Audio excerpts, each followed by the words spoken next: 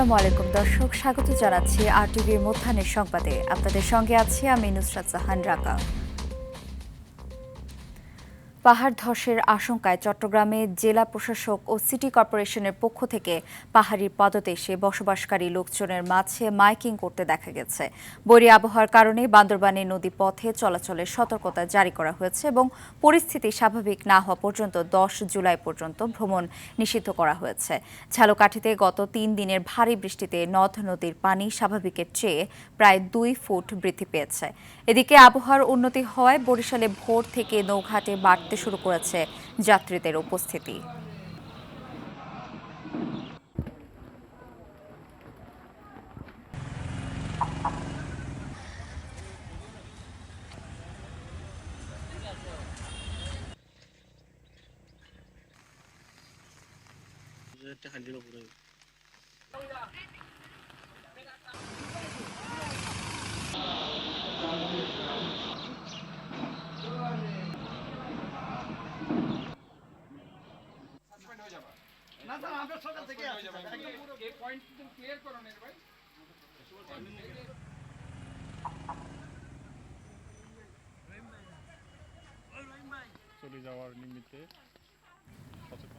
সাভারে এনসিপি পদযাত্রা ও সমাবেশে ককটেল বিস্ফোরণের ঘটনায় অজ্ঞাতদের বিরুদ্ধে সাভার মডেল থানায় একটি বিস্ফোরক মামলা হয়েছে।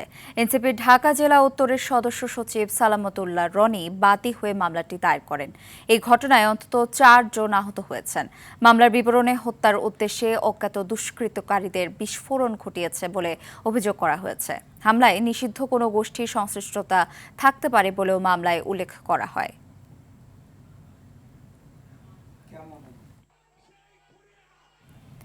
কিশোরগঞ্জের ঐতিহাসিক শোলাকিয়া ঈদগাহ ময়দানে ভয়াবহ জঙ্গি হামলার 10 বছর আজ, তবে এখনও শেষ হয়নি সাক্ষ্য গ্রহণ। 2016 সালের 7 জুলাই ঈদুল ফিতরের দিন পুলিশের তল্লাশি চৌকিতে এই নৃশংস হামলা চালায় জঙ্গিরা। হামলায় পুলিশের 2 সদস্য জহিরুল ও আনসারুল এবং স্থানীয় গৃহবধূ ঝর্ণা রানী ভৌমিক নিহত হন। 5 আসামির বিরুদ্ধে 2018 সালে চার্জশিট হলেও 1 দশকেও শেষ হয়নি বিচার। 102 জন সাক্ষ্যের মধ্যে পর্যন্ত 66 জনের সাক্ষ্য নেওয়া হয়েছে। বর্তমানে আসামিদের মধ্যে 2 জন জামিনে রয়েছে। আগামী 7 সেপ্টেম্বর মামলার পরবর্তী সাক্ষ্য গ্রহণের দিন ধার্য করেছেন আদালত।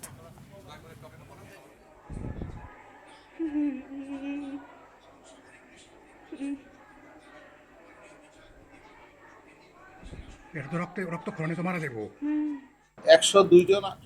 চট্টগ্রামের সীতাকুণ্ডে 8 বছরের শিশু জান্নাতুল নেসা ইরামণিকে ধর্ষণের চেষ্টা ও গলা কেটে হত্যার চাঞ্চল্যকর মামলার রায় ঘোষণার তারিখ পিছিয়েছে। আগামী বৃহস্পতিবার এই মামলার রায় ঘোষণা করা হবে। বিষয়টি নিশ্চিত করেছেন সংশ্লিষ্ট ট্রাইব্যুনালের বেঞ্চ সহকারী আব্বাস হোসেন। মামলার নথি অনুযায়ী গত 1 মার্চ প্রতিবেশী বাবু শেখ চকলেট দেওয়ার প্রলোভন দেখিয়ে ইরামণিকে সীতাকুণ্ড ইকো পার্কের পাহাড়ে নিয়ে যায়। সেখানে ধর্ষণের চেষ্টা ও ধারালো চাকু দিয়ে গলা কাটার পর চিকিৎসাধীন অবস্থায় মারা যায় শিশুটি। বাবার সাথে পূর্ববিরোধের জেরে এই হত্যাকাণ্ড ঘটানো হয়। ন্যায় বিচারের অপেক্ষায় রয়েছে ভুক্তভোগী পরিবার।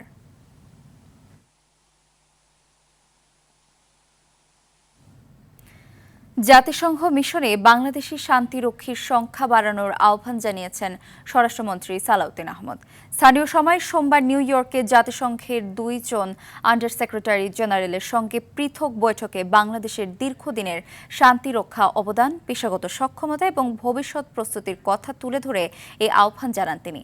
স্বরাষ্ট্রমন্ত্রী বাংলাদেশি শান্তিরক্ষী ও পুলিশ সদস্যদের অধিকতর মোতায়েন, বাংলাদেশি কর্মকর্তাদের জন্য আরও নেতৃত্ব স্থানীয় পদে নিয়োগ এবং বিশেষ আয়ত্ত পুলিশ ইউনিট পাঠানোর ক্ষেত্রে জাতিসংঘের সমর্থন কামনা করেন।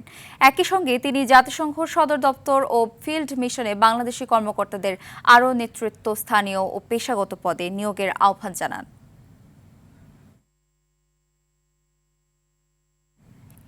দর্শক, মধ্যাহ্নের সংবাদ এ পর্যন্তই। দুপুরের সংবাদ 2:15টায় দেখার আমন্ত্রণ রইল। ধন্যবাদ সবাইকে।